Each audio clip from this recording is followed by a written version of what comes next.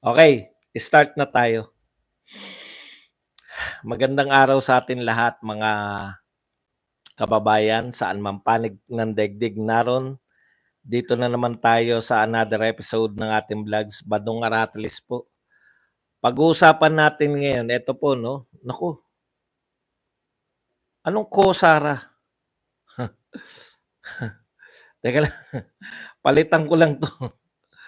Bakit naging Sara 'to, BP Sara?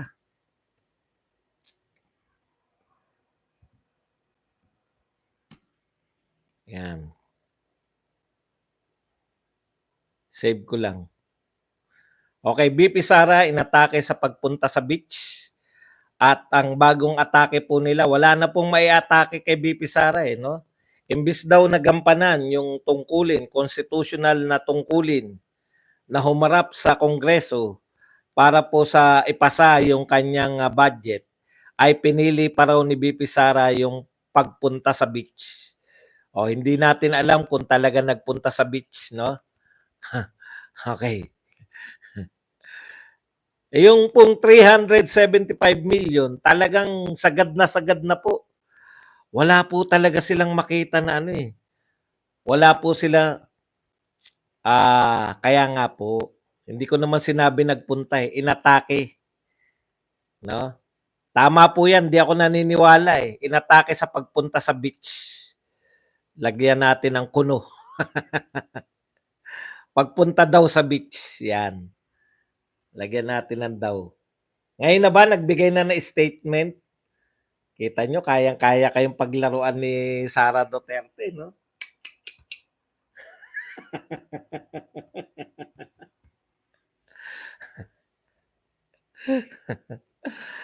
At yung yung 375 million daw ang ginasto sa loob ng 7 buwan.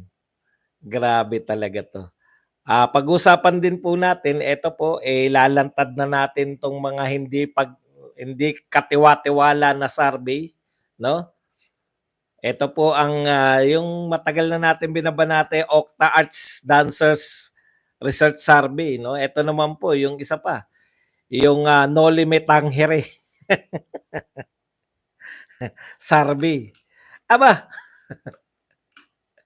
ang tataas po ni Martin tsaka ni PBBM. Talagang hindi po makatotohanan. Yan po mapag-uusapan natin. Pero bago yan, kung bago ka pa lang dito sa ating channel, mag-subscribe ka na.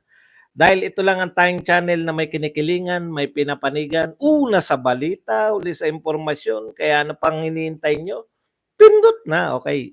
Unahin na natin tong survey, no? Yan. Alam niyo po, sa totoo, matagal ko na 'tong sinasabi, hindi pa ako vlogger, no? Napuna ko na 'yan, eh. Kaya sabi ko noon pa, 'yan yung isa sa mga dahilan yung naharang ako ng mga loyalista, yung sinasabi ko sa kanila na hindi naman scientific yang Kalye survey, 'di ba? Oh, 'yan sinasabi ko kasi nangunguna ron si Bongbong, eh. Akala ko kasi maglalaban si Bongbong tsaka si Sara. Sara Duterte ako noon, eh. Kaya nila ako hinarang. Kaya po yung mga nagsasabi na bongbong ako. Hindi nila alam yung istorya natin. Okay, anyways, yan po, consistent po ako dyan, no? Kahit hindi pa po ako vlogger, noon ko pa sinasabi sa mga kaibigan ko sa college, marami na po naglabasan ng mga, eto bago lang po to, Octa Arts Dancers Research Survey, at saka tong Noli Me Tangere El Pelbistrismo Survey. Bago lang po yan, ngayon lang po yan eh. Yung Octa Arts sa pandemya lang sumulpot yan. Itong Noli Me Tangere El Pelbistrismo, ngayon lang talaga sumulpot. Eh. Alam niyo na po yung ibig sabihin niyan, no? Yan po, nakita niyo po ang layo sa tunay na survey. Pag sinabi po nating tunay na survey, yan po yung SWS tsaka Pulse Asia.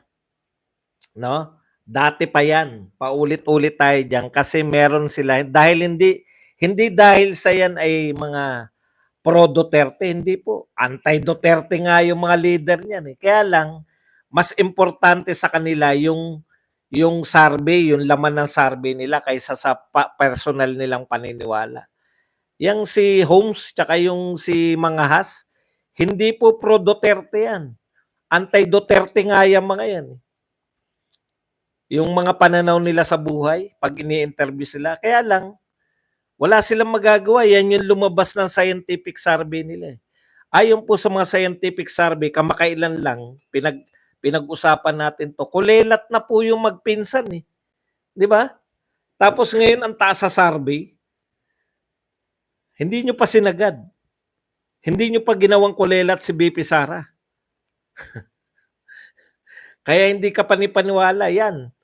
After ng eleksyon, yan ang mga unang mawawala, yung Octa Arts Dancer Survey tsaka itong No Limit Hangire El Pilubistrismo Survey. Yan lang po. Huwag po kayong padadala sa mga survey. Noon pa po, hindi pa ako vlogger, hindi pa po presidente si Tatay Digong. Kada po may eleksyon, may mga lumalabas na bogus survey. Hindi po kapanipaniwala. Ang matagal lang dyan, yun lang ang kapanipaniwala. Kaya hindi na natin tatalakayin yung survey nila. Maging maingat kayo. Dalawa lang po paniwalaan nyo. Huwag rin kayong padala kasi papadamahin kayo niyan eh. Di ba? Dati, di ba, ang tataas ni Sara sa mga survey nila. Huwag kayong maniniwala basta-basta. Patibong yan eh. Once na yung vlogger, pinuri si BP Sara dahil mataas. Tapos, di ba, patibong nila yan. Okay. Punta po tayo rito sa mga bali-balita. Kanina, nag-abang tayo. Ang daming, ang haba, no? Kaya pala bugnot na yung mga ano, no? Naisip ko rin eh. Nilalagay ko yung sarili ko sa kanila eh. Mabubugnot talaga yung yung mga congressman kung matagal yung hearing, no? Talagang magagalit sila tapos alam na alam mo nagsisinungaling. Dalawa lang yan eh. May gusto kang palabasin, ayaw makisama nung witness o ayaw makisama nung resource speaker o kaya nagsisinungaling, kaya nagagalit sila, no? Sa kaso ni BP Sara, ayaw sumama sa script ni BP Sara. Okay. Ngayon, ang tanong, may mga kumakalat na may kumakalat na picture sa beach si BP Sara. Sabi ko, hindi ko pa alam na meron ng pahayag si BP Sara. Sabi ko, putya, parang parang sakaya naman to. Ang dami na po nag-react dito eh. Ito po si Representative Paulo Ortega. Sabi niya, if these reports are accurate, it is deeply concerning that the Vice President choose leisure over fulfilling her official constitutional duties to the nation. Alam mo, mga congressman kayo, no? Kami nga, vlogger lang eh. No? Hindi pa kami mag-react eh. Nakita po ninyo kung gaano ako kaingat dyan. May video si lumabas nun. Hindi ko yan sinishare, hindi. Hanggat hindi ako nakakatiyak. No? Vlogger lang ako ha. Congressman Paulo Ortega. Vlogger lang ako pero may sense ako ng ayokong iligaw yung mga ko eh. Ayokong iligaw yung aking mga ingat po ako sa kaya bihira po ako kaya galit na galit ako nung 'di ba may time na nagsorry ako sa inyo kasi nadala ako doon sa mga video. Kayo po mag-ingat po kayo sa paniniwala ninyo sa mga chismis. Hindi nyo pa nga po nasisiguro na yung Vice President naligo sa beach. The budget deliberation is a critical process, one that ensures transparency and accountability in the use of public funds. The budget of the OBP is not just a number, it represents the people's money. The Vice President should be present to answer questions and justify the allocations, especially since her office plays a significant role in national governance. O ang tanong ko sa inyo, kung hindi dumalo, anong gagawin nyo? Ipapakontempt nyo? Siyempre, hindi nyo kaya. Di ba? Yung presidente ba ng Pilipinas dumadalo sa mga budget hearing? Hindi. Bakit nyo naisip na padaluhin yung Vice President at busisiin yung kanyang budget? Uulitin ko na naman. Ha? Si Inday Bidak ba yun? Si Inday Bidak. Kasi tiwala ko dahil tatagal na yung mga yan Sabi ko hindi ako papahamak nito. Pag mga yan, sila Inday Bidak, sila Ram, yung mga nagbigay sa akin. At tiwala na ako riyan dahil mga matatagal na natin yan. Pero ultimately sa akin rin yun. Ako rin yun dapat, di ba? Okay. Kaya hindi naman ako sa una-una Okay lang ako mahuli, basta sa akin yung pagsusuri. Alam mo, Representative Paulo Ortega at saka kayo lahat sa Kongreso, na 4-0 na naman kayong ni BP Sara ngayon. Ine-expect nyo sigurong dumalo. No? Bakit dadalo sa tingin nyo? Para makita niya sa harap, makita niyo yung reaction niya pag kinaltasan niyo yung budget? Ang problema sa inyong mga congressman, sinusutil nyo si BP Sara, pero ayaw nyong sutilin kayo. Hindi kayo sanay sutilin ng Vice President ng Pilipinas, pero ang gusto niyo sutilin siya.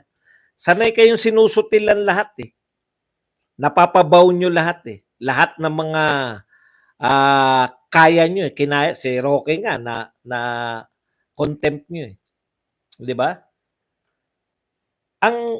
Ang lakas ng loob mo na sabi niya pinagpalit daw yung official constitutional duty ni BP Sara Duterte.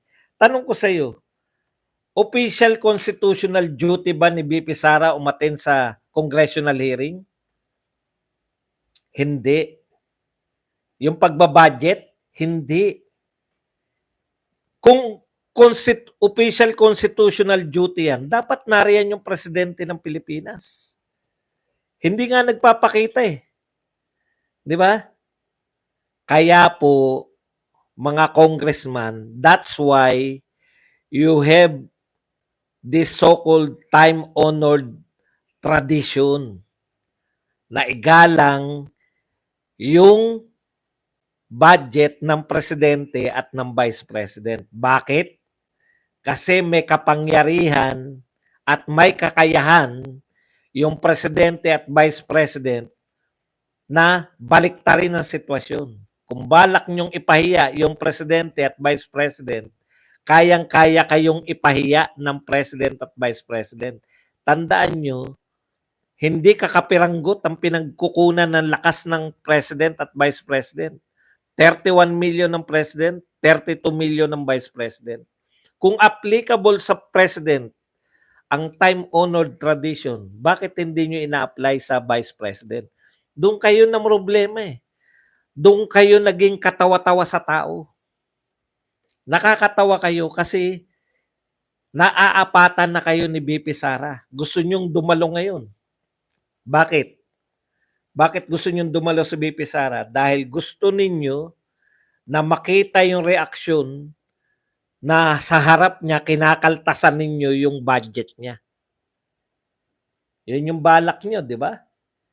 Hindi nga balak in-announce nyo na na kinaltasan nyo na from 2 point something billion. Ginawa nyong 700 million. In-announce nyo na Nabastusan na sa inyo si BP Sara. Yun po, pwedeng magalang kayo magsalita.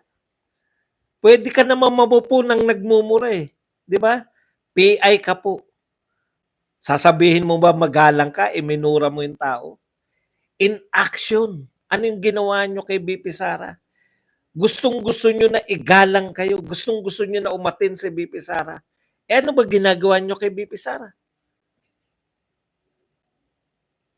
Budget niya, kinaltasan nyo. Hindi lang kalahati, hindi lang 1/4.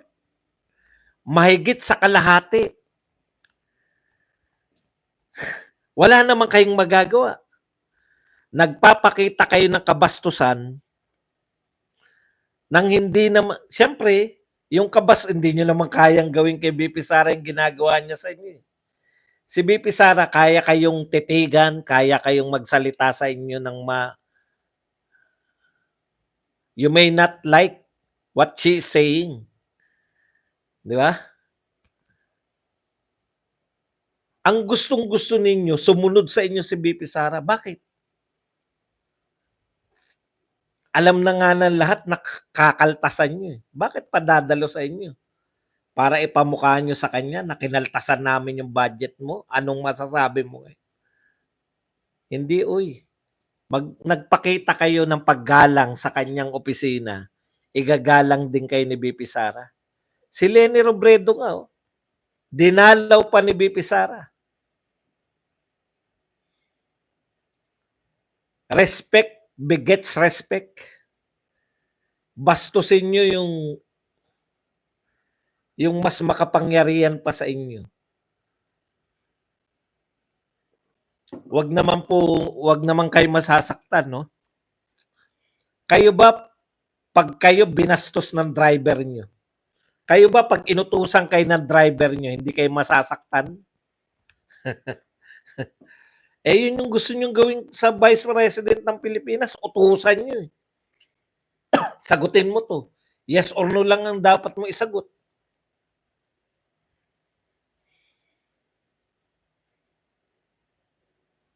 Biruin nyo yung ginawa nyo. Lahat ng sinalang nyo, inapprove nyo yung budget. Si BP Sara, dahil hindi nyo nakuha yung pagpapahiyang gusto ninyo, kayo napahiya sa she may not like what I'm answering. Yung nag-minute si BP Sara, napahiya kayo, hindi nyo inapprove. Dinifer ninyo para may part 2 pa. Kasi hindi kayo nakahanda eh. Hindi umubra yung stick to the plan nyo. Nung nag-part 2, hindi rin umubra dahil hindi kayo sinipot. May part 3 pa. Kayo na naman ang panapahiya nung sinipot na naman kayo. Nagpaalam ng maayos sa inyo, pinayagan nyo. Anong iaangal ninyo na ayaw kayong harapin? Humarap nga. Wala naman kayong magawa. Hindi nyo siya kayang pag-stayin dyan. Ngayon na naman. Hindi constitutional duty ni BP Sara yung mag-participate sa budget. Tapos na yung participation niya. Hindi siya magpa-participate. Ang lakas ng loob, no? Mag-participate ka. Kasi binastos ka namin. Kinaltasan namin ng malaki yung budget mo. Kaya mag-participate ka. Malay mo, kaltasan pa rin namin. Kahit naman ako siguro ang Vice President, hindi nyo na nga ako ginalang. Nabalitaan ko pa, kinaltasan nyo yung budget ko. Aatin pa ako. Gawin nyo na lahat. Binigyan na kayo ng otoridad. Kung ano yung gusto nyong ipasang budget, bahala na kayo sa buhay nyo. Hindi lang naman kayong kongreso. May Senado pa eh. Pag Senado, kinaltasan pa rin siya, bahala na rin kayo pare-pareho. Alam nyo, wala pong talab yung mga sinasabi ninyo na accountability, transparency and accountability. Bakit? Napakarami pong hindi nyo binusisi. Nag-iimbento pa kayo. No? Gusto nyong palabasin, binabago nyo yung letra, disallowance, misuse. Ginagawa nyong misuse ng fund.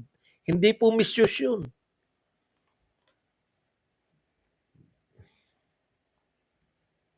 Disallowance nga eh. Hindi po pondo yung kulang doon. Di kasi kayo nakikinig sa sarili nyong budget hearing. Pag tinatanong yung COA, ang sagot ng COA, ano ba sagot ng COA? Walang mga papeles. Magpo-produce lang ng mga papeles. 'Pag inusisa pa, nung inusisa pa, anong mga papeles? Yung tumanggap ng reward, hindi pumirma.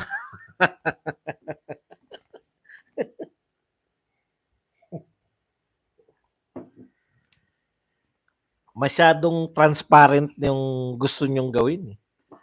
Gusto nyo pa yatang kilalanin kung sino yung mga tumanggap ng reward. Okay, anyways, pahiya na naman kayo, hindi nagpakita si BP Sara. Yun Hindi sana kayo napahiya kung sinunod nyo lang yung long-honored tradition. Di ba? Hindi nyo sinunod Bumalik sa inyo yung gusto nyong gawin kay BP Sara. Hindi naman papayag yung Vice President at wala kayong magagawa. Yung power of contempt nyo, limited yan.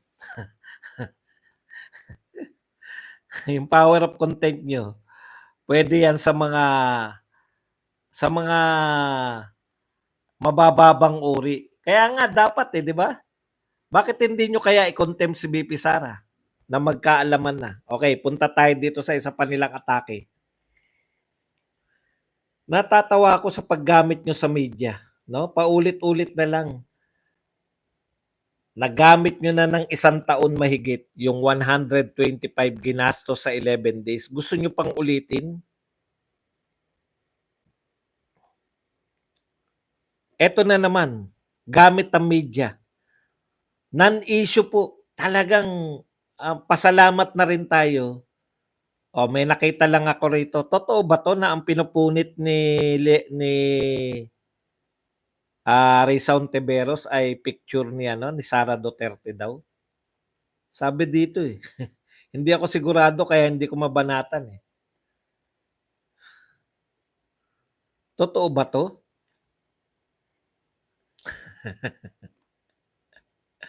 Bulakbol daw sa beach si BP Sara. Mukhang luma na nga tong picture na to. Okay, punta po tayo rito.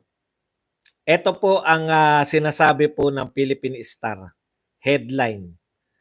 237 million in 7 months. Grabe, no? Alam mo, Risa Ontiveros, nakakaawa ka naman, no? Nakakaawa ka.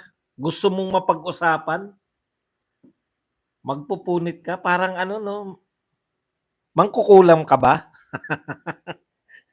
Dalawa lang yan Pupunitin mo picture ng Vice President, tapos pinagtatawanan nila. Dalawa lang yan Is either meron ng tililing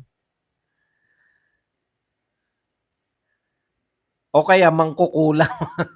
'Di ba sa kulam 'yan, yung nagpupunit ka ng picture?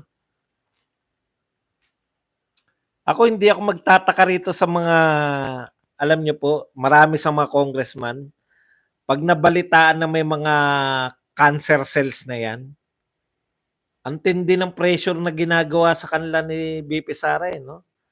Nung leader nila. Masyado po bang mahirap tumira sa pressure cooker ngayon? Kayo pong mga congressman, no? At Risa Ontiveros. Congressman at Risa Ontiveros. Masyado po ba talagang yung pressure na pressure kayo? Hindi nyo po kaya si BP Sarang mapabagsak. Pwera na lang kung naniniwala kayo sa No Limit Tangere, El Filibustrismo Survey Company, etc. At sa Octa Arts Research Survey Company. Yun, pwede. Pero kung naniniwala po kayo, kung hindi nyo niloloko yung sarili nyo, BP Sara, napaka-popular. Ayoko lang anuhin yung baka inuutulang tayo ng Ocolum Tambak sila sa Ocolum. Ang layo po ni BP Sara sa susunod sa kanyang si Rapi Tulfo. Kaya lang to be fair, ang tangi pong i-quote ko na lang ngayon, SWS tsaka Pulse Asia. Kasi yung iba diyan nagpapakagat, eh, yang Octa Arts na yan tsaka yang, No Limit Tangery na yan. Kunwari na ano yan, eh, na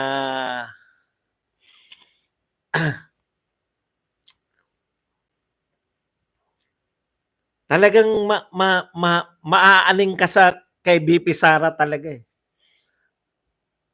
Nakikita niyo po nakakaawa po yung mga congressman. Yung mag-isa si BP Sara, halos sila lahat nagpupuyos yung damdamin. Hindi maipinta yung pagmumuka, yung siminit. Yung panahon na nagsisiminit si BP Sara, naaawa ko sa mga congressman. The almighty congressman. Kahit po yun, kasi kailan lang yan, eh. Wala po tayong pinipili. Ang kinakailangan po kasi sa survey company, yung panahon. Di ba? Yung panahon. Okay, balikan na natin to. Sabi po ng Philippine Star,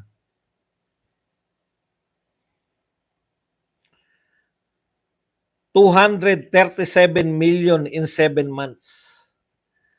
237 million. Yung 125 in 11 days nga, hindi na nagulat ang tao, eh. Akusahan nyo si BP Sara, ninakaw ba? O hindi? Ginastos? 7 months? Eh, paayuda nga sa Davao, eh.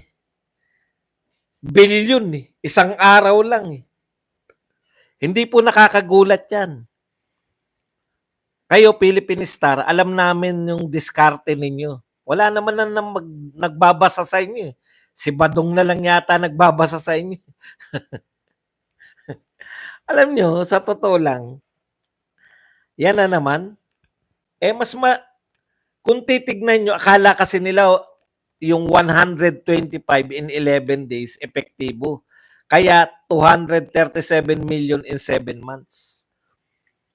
Pwede po yan, nakakabigla po yan, yung 125. Bakit po parang nakakabigla yung 125 in 11 days? Kasi yun po ang kauna-unahan pagkakataon na pinagbibintangan si BP Sara. Never pang napagbintangan ng anomalya. Yan yung unang panahon na talagang nagpakita na ng pangil si Martin Romualdez, eh. Di ba? Pinagbintangan nila. Pero hindi naman nila pinagbintangan magnanakaw, eh. Pinagbintangan nilang gumastos. Ano po masamang gastusin? Budget yan. 7 buwan mong ginastos yung budget na 237 million. Ano po problema dun? Eh kung budget mo mahigit pa sa 237, di meron ka pa natitira? Magkano ba budget ni BP Sara? Bakit takantaka kayo sa 7 months, 237? Ilang months ba yung isang taon? O di meron pa siyang 5 buwan? Hindi ko, beyond na po, no? Nakakaawa kasi dati, mga totoo yung bintang, eh. Bintang kay Gloria Arroyo, City Edil, bintang kay Erap, yung Huweteng, bintang kay FBR, Benta Boy, bintang kay Noynoy, Abnoy. Ang bintang nyo kay BP Sara ay bintang kay Vice President Binay. Overprice yung City Hall, overprice yung parking, alin doon sa dalawa na yun. Meron bintang, eh. Meron bintang noon, eh. Nakakatawa kasi hindi nyo mapagbintangan ng krimen. Walang krimen kayong binibintang, eh. No? Grabe si BP Sara. 7 buwan gumastos. 7 buwan gumastos ng 237. Sabi na nga ng COA, walang problema yung 125 na ginastos ng 11 days. 11 days. ginastos yung 125. Ano sabi ng COA? Wala namang usap diyan, eh. Ano ba problema sa ginastos mo? Ang problema lang po ng COA, ninakaw ba yan, binulsa ba yan? Kung ginastos mo yan, hindi usapin kung ilang araw mo ginastos. Gumastos daw si VP Sara ng 237 million in 7 months. Ano po ang binibintang nyo? Wala. Kahit basahin nyo yung article na yan ng Philippine Star, wala silang binibintang. Gumastos lang sa loob ng 7 buwan. Okay lang yan noon. Hindi pa namin alam kung gaano kalalaki yung budget. Mabibigla pa ba kami dyan? Eh, yung flood control nga, oh. Tanong ko sa inyo, Philippine Star. Kinwestiyon nyo ba yung 1.4 billion a day? Naghanap ba kayo ng flood control program, project? Nasapat yung 1.4 billion a day. A day to a day. Yung sinasabi nyo, 7 months, 237 million. 1/4 billion lang. 1/4 lang ng isang araw. Isang araw na budget ng flood control, 1/4 lang yun ng budget ni BP Sara ng 7 buwan na kanyo ginastos. Mga tukmol kayo. Hindi nyo na mapapaikot yung mga tao. Pagbintangan nyo, ninakaw ba? Hindi, ginastos. Eh ano ngayon kung ginastos? Budget yan, natural gastusin. Eh 7 months lang ginastos eh. Wala nga problema yung 11 days eh. Thank you very much kay Imelda Sanggalang na nagbigay sa atin ng 20 Canadian dollars. Wala nga problema yung 11 days, 125 million eh. Sabi ng COA eh.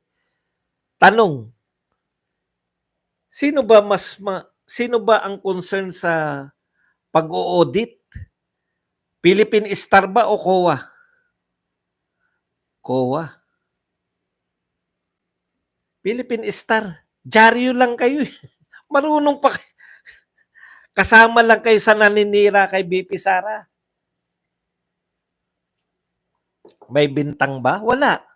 Paano naging misuse yun? Misuse. Laging misuse. Katarantaduan niyang misuse na yan. Ang misuse, overpricing. Pinatay yung bagong City Hall. Overprice. Pinatay yung parking lot. CTE deal. Nagkalagayan. Wetting Lord. Tumatanggap ang presidente. Wetting. Tumatanggap ang presidente ng wetting. Mga tunay na bintang. Hindi ko sinabing totoo Pero may bintang sila eh.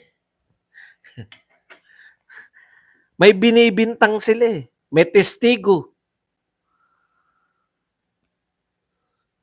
Kayo wala nga kayong bintang eh. Pinaka nakakatawa, diyan nyo po makikita yung pagkakaiba ng Duterte. Wala po talaga silang bintang. Importante po yung may bintang. Sa totoo lang, gigil na yung ipa-impeach si BP Sara. Pero bakit hindi nila mapa-impeach? Ni bintang nga, wala eh. Ano pa ebidensya kung wala nga bintang?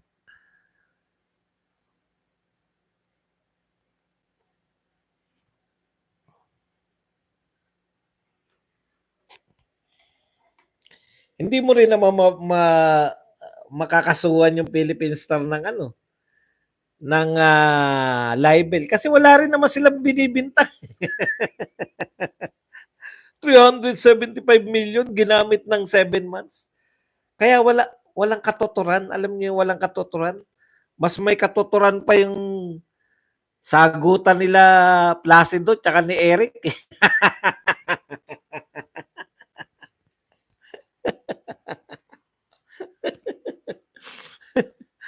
May binibintang. O kaya yung dating sagutan ng mga bistakeros at mga banateros. May mga bintang pa. Dito wala talaga eh. Parang ginagawang mga bata yung mga Pilipino. Parang engot ba kami sa tingin mukha lang kaming engot pero siguro isip nila 'no, okey na 'yan, basta lagyan lang natin ng tuldok, 237 million in 7 months. Wala na, 'wag na tayong magpaliwanag, lagyan lang natin ng tandang pananong, pupuwede na 'yan. Opo, nakakabaliw talaga kalaban. Meron nga sumisigaw na congressman, eh. Nabasa ko kanina ito, ewan ko kung bago 'to, si Kunggun, galit na galit. "Wag mo kaming aanuhin dito, ha?"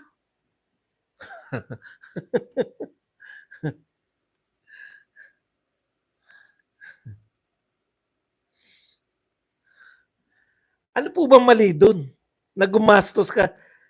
Ang mali, gumagastos ng 1.4 billion a day pero walang makitang proyekto. Ipagmalaki nyo kasi. Ang mali, 'no, yung kinuna ng 90 billion yung PhilHealth, eh, hindi naman ang dami, may utang pa pala sa mga private hospital. Kulang pa benepisyo ng mga ano.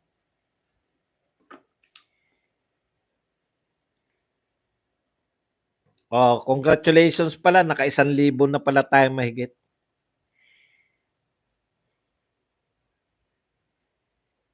Teka lang, titignan ko pa, baka meron pa tayo rito. Nakakatawa 'to, no limit ang eh. Ito pa, ito dinadaan lang din tayo nito ni Mel Santamaria sa galing magsalita, eh, 'no? Bakit si VP Sara lang ang ginigisa sa pondo? Bakit hindi ang ibang mga ahensya? Oh, yan yung sasagutin niya, 'no?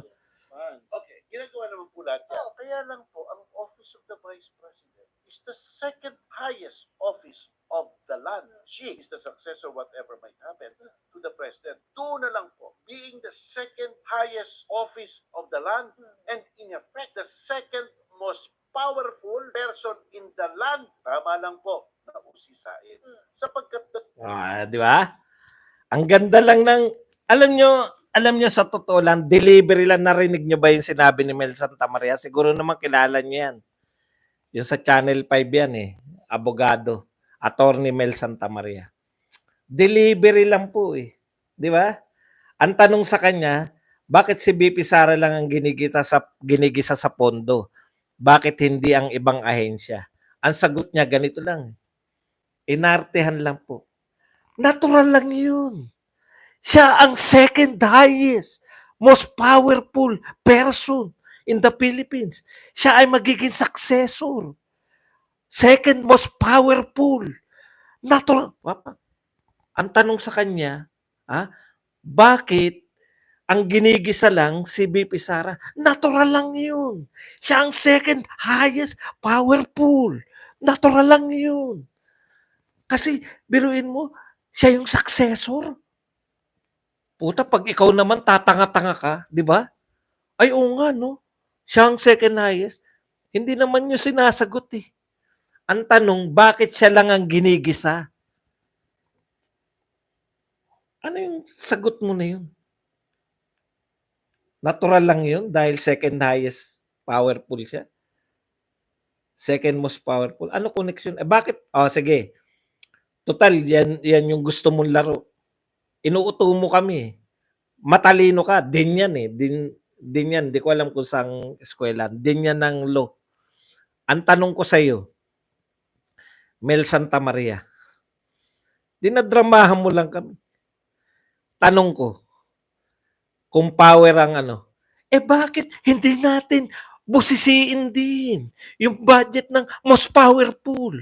Kasi siya ang most powerful. Hindi ba dapat lang busisiin din siya? Pag ba nagdrama akong ganun, dapat nang busisiin yung president? Huwag nyo kaming dinadaan sa mga delivery. Alam nyo, itong mga tagahanga ni BBM, dinadaan lang tayo. Panay kayo heavy drama eh. Natural lang yun. Second highest siya. Ano connection? O di, imbestigahan din natin yung Most powerful. Yung highest position.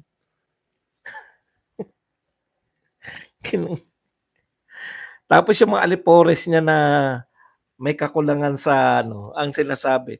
Iniimbitahan rin naman yung iba para po sa kaalaman. Alam ni Mel Santamaria yan, ni Attorney Mel Santamaria.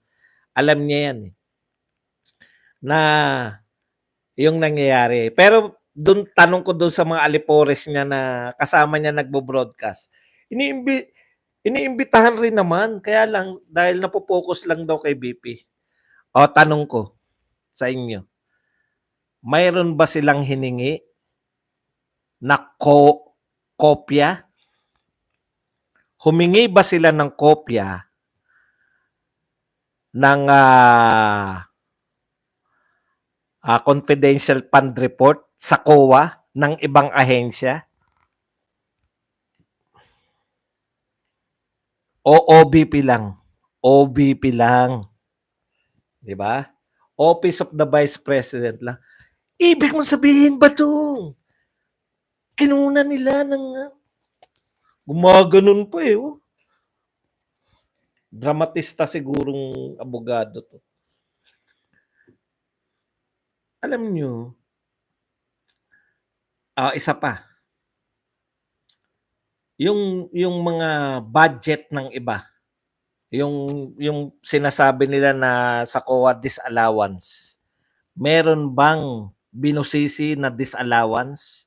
Binusisi ba yung disallowance ng Department of Agriculture, Department of Transportation, at Department of DPWH? Mas malaki yung disallowance nila. Bakit hindi po binubusisi? Kasi normal lang po yun na may disallowance. Bibigyan ka pa ng 6 na buwan. Kung ngayon lang po nila natanggap yan, bibigyan ka pa ng 6 na buwan. Pagkatapos ng 6 na buwan, hindi pa rin sila satisfied. Pwede ka pang umapila sa Supreme Court. Pag sinabi ng Supreme Court na talagang disallowed ka, babayaran mo na. Hindi ka makukulong. Hindi ka makukulong. Second highest ka, hindi ka makukulong. Gumaganon no? Talagang bigay na bigay lahat